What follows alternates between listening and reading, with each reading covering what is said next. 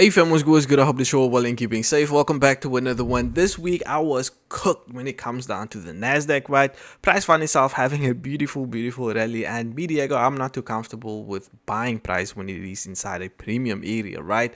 And yeah, I had my stop loss knocked, and not just once, twice, thrice, but four times this week, right?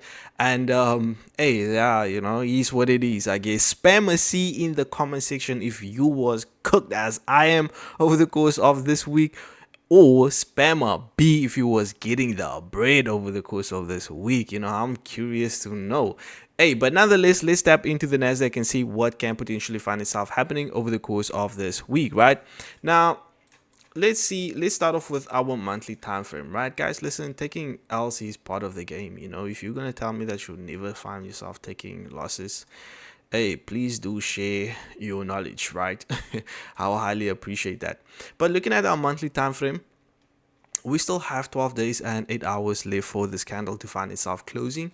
And if we can have a closure above, I will look at this area as an area of demand, to where we can see a further continuation move back towards the upside from, right? Basically just saying that we are changing market structure from this bull market back into a bear market, because as I made mention, right, yes, we are finding ourselves moving through this candle at this current moment, right, as this is serving as an area of supply. But keep in mind, we have 12 days and 8 hours left. There's a lot that can still find itself happening when it comes down to the Nasdaq, right? We can easily just have a sharp rejection candle as well and just tank back towards the downside, right? So just keep that in mind. But if we can see that closure above, you know what, this will basically tell me that we are bullish. We can see that further rally back towards the upside, right? I am more reactive when it comes down to price. I like to wait for something to open up before I execute, right? So let's scale to our weekly time frame, right? I just want to keep all my drawings on the charts as well as I have right over there. And you know what, just move from there, right? So what I can find myself removing is these data right over here, as you know what, they are quite still far, if I can put it like that, right? So this was our buy side liquidity. We found ourselves boxing out, expecting somewhat of an actual rejection from this area, but we can see that we had a further continuation move back towards the upside over the course of this week. However, we did find ourselves leaving another gap right over here, and I will find myself boxing out this down close candle as we have right over here, as it is currently serving as an actual BOB, right? We have the gap above, we have the BOB below, so this is a strong area to where I would love to see the Nasdaq find itself dumping back into, right? This BOB will basically be my target, to where I would love to see price have somewhat of a tank back towards the downside if we can see that shorts find itself coming through, right? So not much to say on our weekly time frame. Let's scale to our daily time frame, right? And on the daily time frame, now we can clearly see that, you know what, we have found ourselves breaking market structure, right? We can see that we are finding ourselves creating that higher high. What do we know about price? Price moves in impulses and corrections, right? So with us basically being inside this premium area, I am looking at it as, you know what, we need to find ourselves having somewhat of an actual shift back towards the downside. And looking at our daily time frame, we can see, you know what, if we can look at the candles, we can see that we had some strong momentum, and now we can see that price is finding itself easing somewhat, right? So I would love to see some shorts find itself opening up when it comes down to the Nasdaq.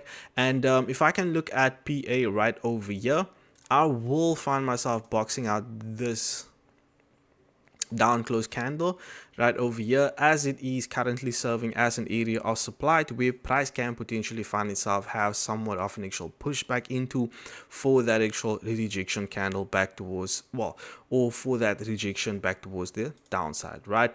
So currently our daily time frame, we are bullish in market structure. So if we can see the shift back towards the downside, that will basically be what, the impulse or the correction.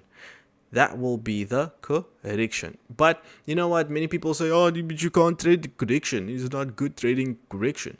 hey, it's the daily time frame, right? It's the daily time frame from where current price is until, you know what, our actual BOB, our weekly BOB. That's 1,000 pips back towards the downside. If we can see a further continuation move towards the upside from this area of supply back down, that's 1,300 plus pips towards the downside. That's a whole lot of playground we can find ourselves having, right? So it is clean to find yourself moving with higher time frame corrections, right? But when it comes down to lower time frames, you know, that's where you want to be a little bit cautious when it comes down to price, right? Now, scaling in our BOB on our weekly time frame, right? Above price, I don't really have too many magnets, if I can put it like that, right? If I can extend price to the left, we can see that there is a previous gap we have found ourselves creating, lining up within our actual area of supply. Above price, we do have this little bit of an actual fair value gap, right?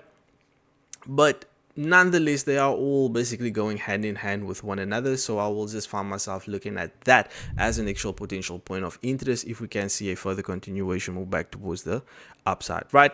But looking below price, within our actual BOB, we created another BOB on our actual daily time frame, which I will just find myself boxing out just like that. And once again, we find ourselves creating that gap once again, right?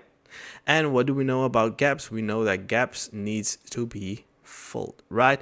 And even if we can grab out the Fibonacci, we can see that, you know what, these areas, they are finding itself lining up within an area of discount, and that is basically where we would love to see price find itself heading back into, right? From this premium area back into an actual discounted area. And that is basically how I'm finding myself approaching trading, right? Moving from a premium area to a discounted area, from a discounted area back into a premium area, right? And that is literally my outlook when it comes down to the Nasdaq. I am still waiting for those actual shorts to find itself opening up and enable for me to see those shorts find itself opening up. You know what, I need to see a proper change in market structure when it comes down to my 4-hourly time frame, right? And currently we can still see that we are still somewhat bullish when it comes down to market structure, right?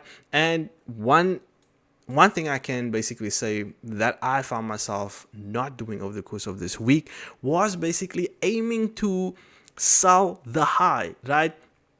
Aiming to sell the high, right? But then I found myself just getting cooked, getting in a little bit of profits, right? And then get stopped out, getting in a little bit of profits, getting stopped out whatsoever. So now I need to find myself waiting for that clear change in market structure before I can be like, you know what, we need to find ourselves looking for some beautiful shorts when it comes down to the Nasdaq. And that will basically be, if we can see somewhat of an actual change in market structure, I would love to see some shorts, right? Or I will find myself participating in some beautiful shorts.